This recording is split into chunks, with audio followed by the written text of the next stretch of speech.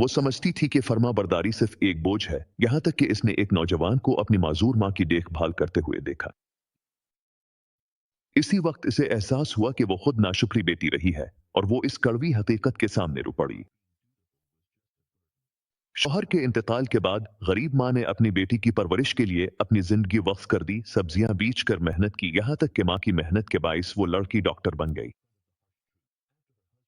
लेकिन बेटी अमीर आदमी से शादी के बाद बदल गई।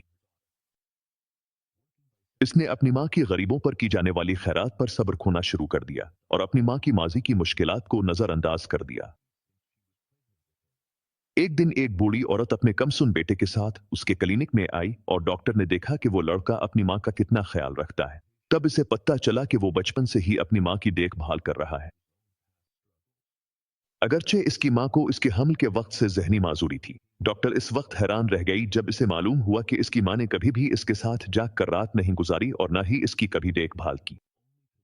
फिर भी वो लड़का अपनी मां की वफादारी से खिदमत करता रहा, जबकि खुद इसने अपनी मां को नजरअंदाज किया जिसने अपनी सारी जिंदगी इसके लिए वक्फ कर दी थी। नौजवान और उसकी मां चले गए, जबकि डॉक्टर ने क्लिनिक बंद किया और रोते हुए बार बार कहने लगी, मैं जालिम हूं, मैं अपनी मां के काबिल नहीं थी। फिर वो रोती हुई अपनी मां के पास गई और मुआफी मांगने लगी और अहद किया कि अपनी जिंदगी अपनी मां की इज्जत और इताअत में गुजारेगी। अब शायद अपने वालिदैन की कदर इस वक्त तक ना जान सकें जब तक अब ये ना देख लें कि दूसरे लोग अपने वालिदैन के साथ कितनी मेहरबानी से पेश आते हैं। इसलिए किसी झटके का इंतजार न करें, अपने वालिदैन के साथ अच्छा सलूक करें, इससे पहले कि देर हो जाए।